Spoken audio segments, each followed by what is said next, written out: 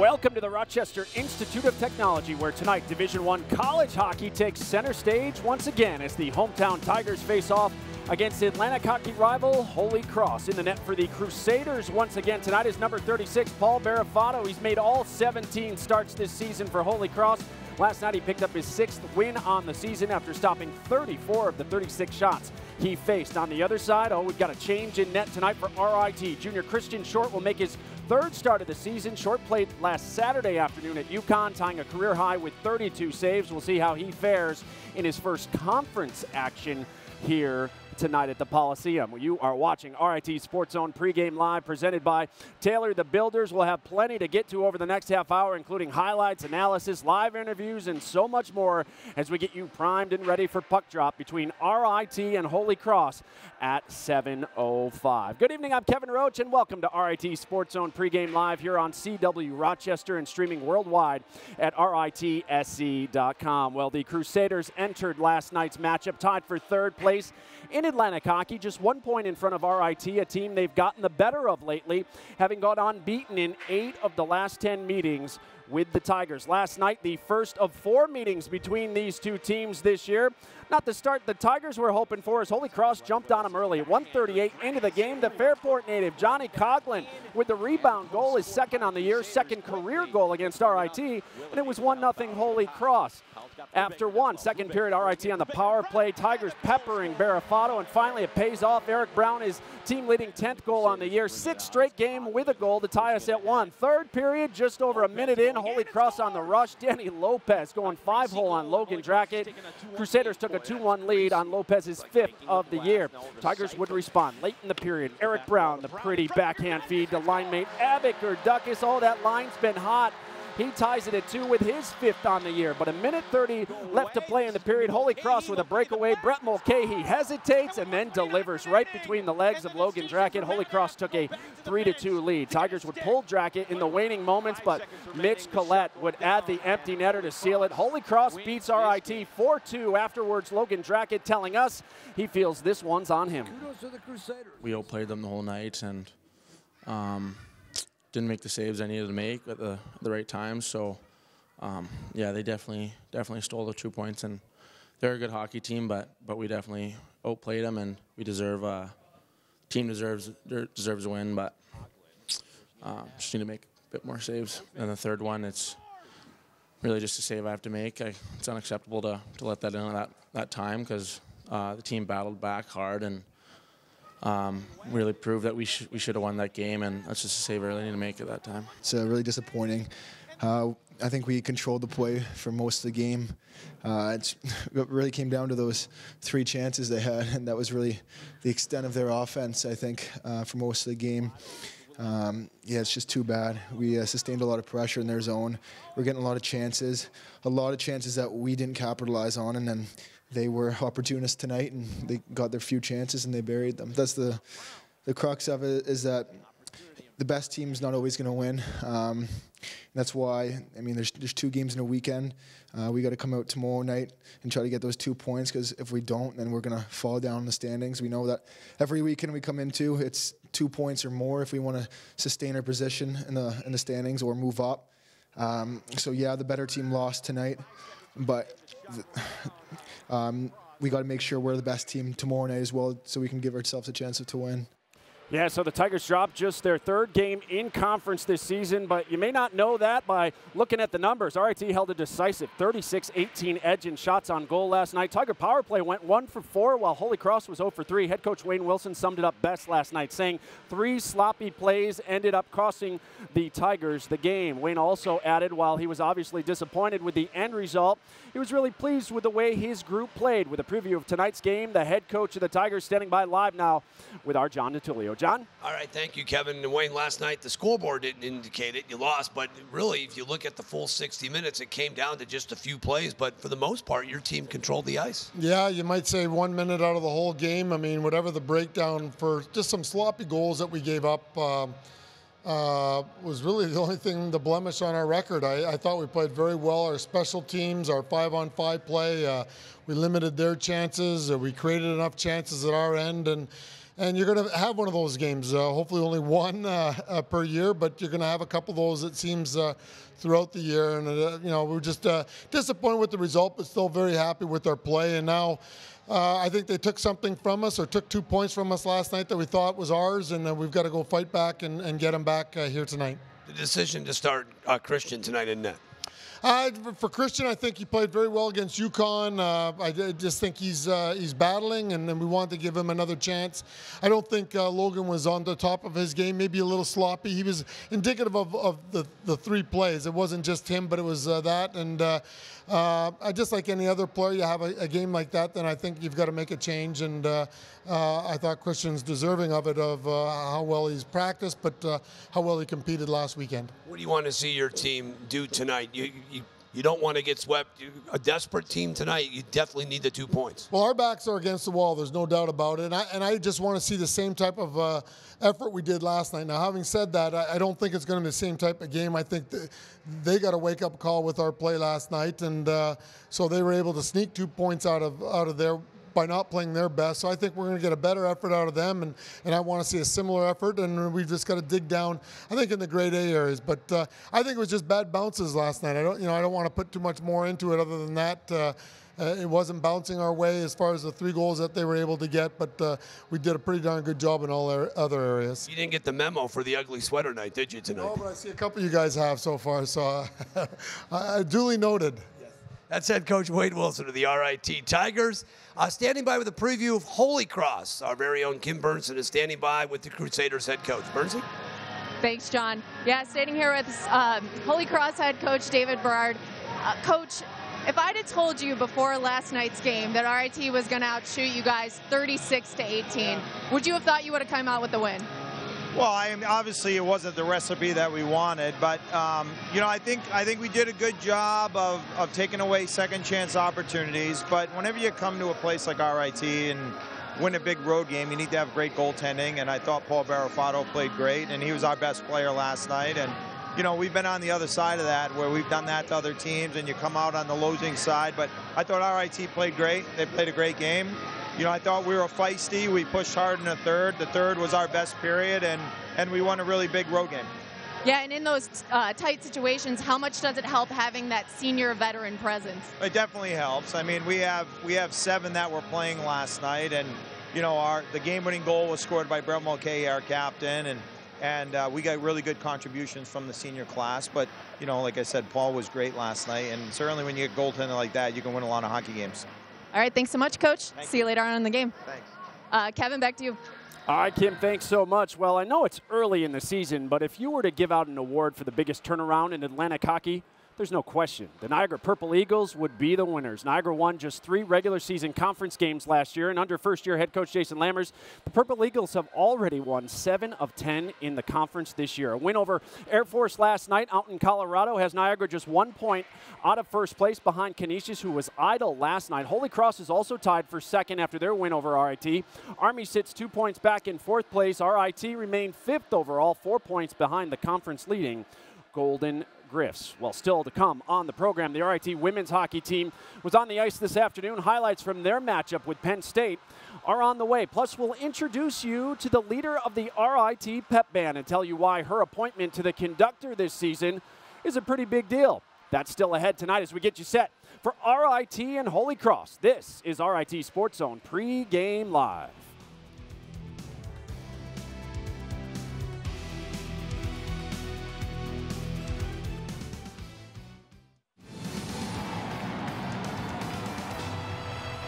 Back here on RIT Sports Zone Pre-Game Live. Ugly holiday sweater night here at the Policini Center. Fans wearing what they consider their best or worst will be given a free food voucher upon entering the building. The reason why John, Gene, and I brought back our orange construction cone sweater vests here tonight. Meanwhile, the RIT women's hockey team struggles continued yesterday afternoon as the Tigers dropped a 5-0 decision to conference rival Penn State. The loss pushed RIT's winless streak to 7 games. They were hoping to snap that streak and pick up their second conference victory of the season against Penn State this afternoon, and we have the highlights from earlier today at the Policini Center. After a scoreless first period, Penn State would strike first. Brooke Madsen beats Tara Lantain to give the Nittany Lions the 1-0 lead. For Madsen, that was her 3rd goal on the year. Later in the period, Penn State would be on the power play, and they would take advantage of the opportunity as Katie Rankin would score. Penn State would lead 2-0 after 2. The Tigers put up 32 shots on net today. The only problem, Daniela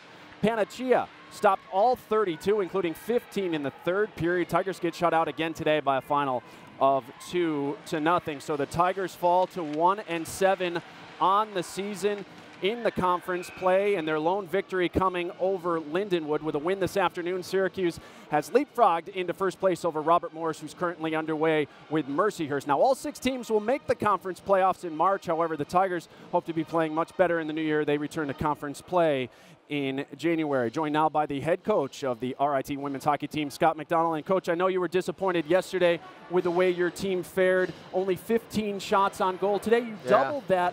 Were you a little more disappointed with the end result than the effort today?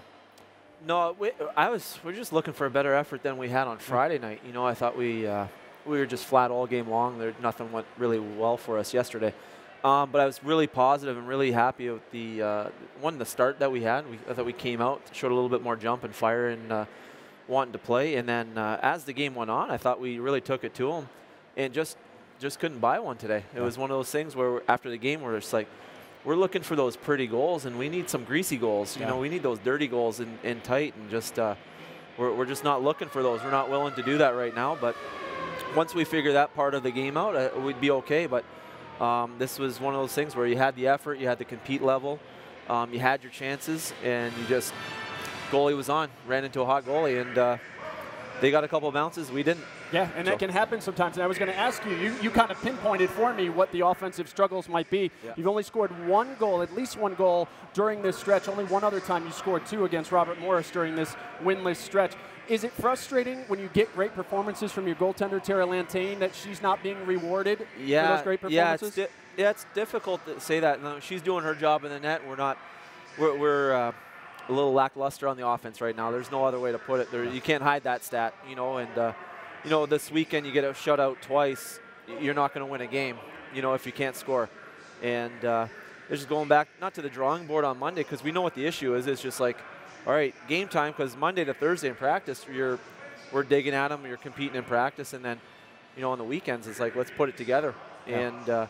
And we were so close today. I was like, there's some power plays, I was surprised that they didn't go in. You're kind of scratching your head, like, wow, how did that stay out of the net, you know? Yeah. And it was just, you know what, you just puck luck sometimes, but just wasn't our day. Well, we know that you guys are going to get it together, and you're off for a while. You're off to Bemidji next weekend, then Union. Right. We won't see you until after the holidays when you get back to conference play, but best of luck to you guys the rest of the way. Enjoy your holiday, and we'll check back with you in the new year. Thank you so much, head coach Scott McDonald of the RIT women's hockey team, as we are here on Pregame Live. When we come back, John and Jean join us to break down tonight's game, and we'll introduce you to the leader of the RIT pep band. That's next. This is RIT SportsZone Pregame Live.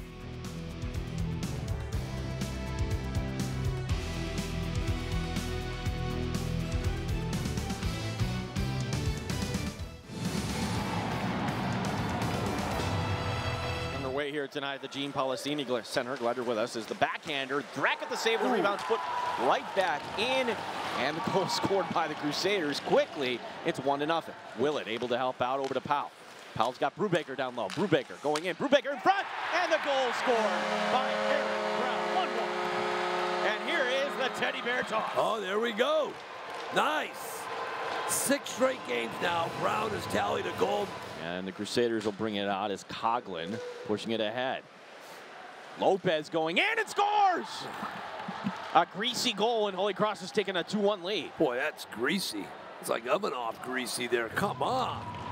That's about as greasy as it gets, but here it is. You muck it up. You haven't been playing well, and they got a fortunate break on their first goal. Look, I don't even know how that puck even got through there. Back to App, faking the blast, now over to Seiferling.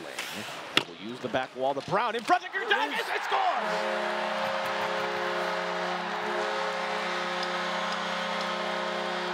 Farafano, and App has to go away. This is going to be Mulcahy. Mulcahy, the blast, and scores! And with 1:29 remaining, and the decision for Matt App to go back to the bench to get his stick. Might have cost the Tigers the goal. Brubaker tied up, and this is going to do it. 5 seconds remaining, the shot going down, and Holy Cross wins this game. Yeah, if you're just joining us here tonight on RIT SportsZone Pregame Live, that is how Holy Cross took game one of this two-game set with the Tigers. If you happen to miss a home game throughout the season, we've got you covered. You can catch all the highlights on our website, ritsc.com. Just click on Hockey Central. Hey, the Tigers won't be home again until the new year. Next weekend, RIT is on the road again as Wayne Wilson's group visits nationally ranked Providence for a pair of games in Rhode Island. Then at the end of the month, they return to conference play with 2 at Mercyhurst and then 2 against Red Hot Niagara the first weekend in January. Tonight, RIT looks to make up ground in the Atlantic Hockey standings, while Holy Cross hopes to overtake first-place Canisius with a victory. The Griffs are playing out of conference against Clarkson tonight at the Harbor Center. Joined now by Gene Battaglia and John DiTullio. And guys, the only thing Wayne Wilson wanted to change after last night's game was the scoreboard. But we've seen this in Atlantic hockey play. Strange things happen. Holy Cross stole one last night, and I guess Wayne did end up making one change. He changed his guy in net tonight, Christian Short, getting the start. Yeah, Kevin, good evening. And the decision to go to Christian Short, John DiTullio. Short played well in the loss at UConn. UConn in Hockey East, that was on the Saturday after Thanksgiving. Short stopping 32 of 34 shots that day. But do you want to wreck the freshman's confidence, well, Logan Draka? That's the yin and the yang here. You walk that fine line. Speaking with Wayne last night, he was thinking about next week against Providence to maybe give Christian another start or even Ian a shot. I think he's facing a must-win tonight. He knew his freshman goalie was not good last night. Let's go back to Christian Short, who played well last week at UConn. Well, talk about an opportunity for Christian Short. He is a player that really didn't get an opportunity last year behind Mike Rotolo. Here it is tonight in a conference game. Well, going back to Logan, you're going to get ups and downs with a freshman goalie. But you're right. Short, who we thought was out of the competition maybe about a month ago after his performance, is now back in it. He plays well tonight. Then you've got some decisions to make moving forward. Who starts between the pipes? Certainly Massachusetts is a great area for hockey. You know what's good? Western New York. Rochester, New York. Yes. One player from Section 5, Johnny Coughlin, our player to watch tonight for the College of the Holy Cross. Who did not disappoint his family last night. Scored early, leads the team in block shots of 29. Tough kid watching him play last night. Really one of their better defensemen. You look back at that unit, they've got a couple of freshmen, but a couple upperclassmen, and he's one of them who leads them. Scrappy kid who really delivered last night in front of his hometown crowd with that goal early on. Out of Fairport, Johnny Coughlin, our player to watch. Now for the RIT Tigers, that line of Brown and Valenzuela doing great things. It was Abbott Gerdukis, now a junior. John, where has Abbott Gerdukis taken his game this year? I think he's elevated his game. He's such a playmaker. When you look at his assists right now, it's at 10. Gabe Valenzuela will dazzle you. Brown is big and fast. Gerdukis may be the quiet one there, but he's like the silent assassin. You look at his number, 5 goals and 10 assists. Really doesn't have a weak spot in his game. Won't dazzle you with speed or with size. All he's going to do is beat you with consistency, and I think that's what he does best. From Belleville, Ontario, Abbott Gerdukis on right wing on that line. For the Tigers to get the split this weekend, John, what has to happen? Well, number one, you've got to forget about those faux pas. The Tigers need to forget the faux pas, if you know what I'm talking about, Gino.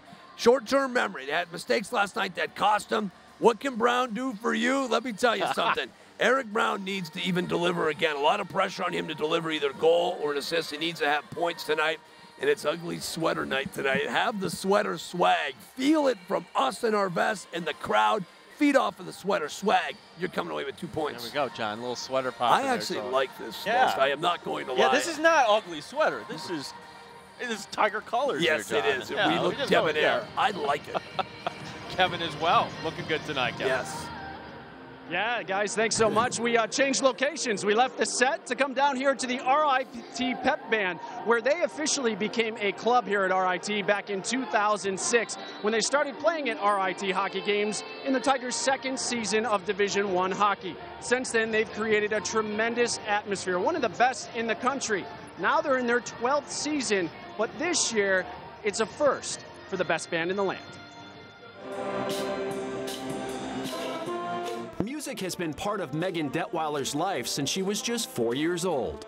Both my parents are super into music and my grandparents, so we just always had like instruments lying around the house. So I would just pick one up and play with it. Detweiler picked up flute during her senior year of high school. She taught herself and found a place to play when she arrived at RIT.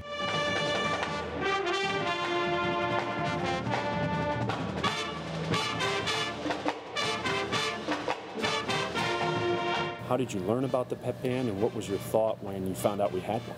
Actually, my freshman roommate, who I just kind of got like randomly added to, she joined pep band and she was like, hey, you play flute, come on. And I did, and I loved it because like, obviously I wasn't like super great at flute, having taught myself, but it was a lot of fun, and we got to go to the games and get super RIT, and she actually didn't stick with it, but obviously I did. Right. For 3 years, Detweiler was just another member. But that changed last spring when she decided she wanted to audition to be leader of the band. I don't really know why I wanted to do it. I just felt something drawing towards me. And I had gotten to be friends with like last year's conductor, and last year's conductor was amazing. He really like worked the band up, and I think we have a better sound now because of him, and I really wanted to like add my piece to it. Watch my hands. Do the full progression. You don't need to suddenly go into the extremes, okay? 1, 2, 3, 4. For 11 straight years, the RIT pep band has been led by only male conductors.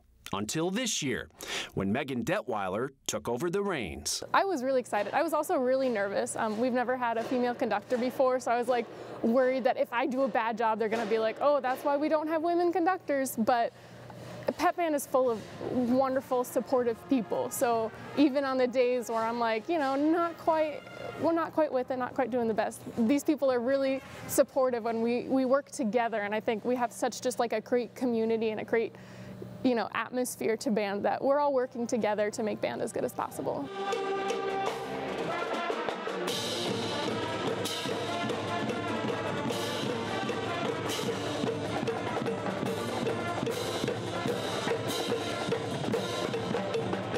How rewarding has this experience been for you so far? Honestly, it's been amazing. I have had so many people from, you know, like RIT fans come up to me and be like, thank you, because we're an integral part of the RIT hockey experience. And so being a part of that and kind of being the one who's leading, and I'm like the face of the pep band now, has been really amazing. It's been a great experience, and I'm so glad to be a part of it. What are your plans for next year? Do you want to continue to be conductor, or do you want to go back in and play? You know, I do miss playing flute.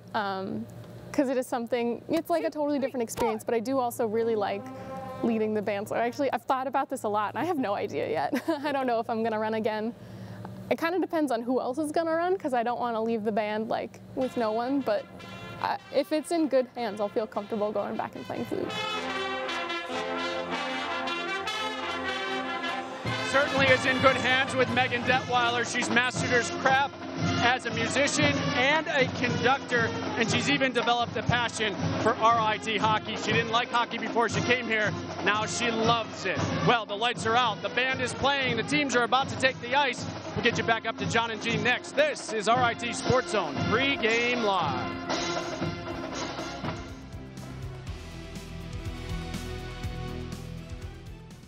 It is hockey night here in Rochester, so we welcome you back to the Policini Center here at RIT. Skate with the Tigers coming up tomorrow. We encourage you to join both the men's and women's teams at 11 o'clock. Bring your own skates if possible. Our next broadcast doesn't come up till January 12th when the Tigers take on Air Force. We're not here with you for a while. Pregame begins that night at 6:30. I had to hustle to get back here.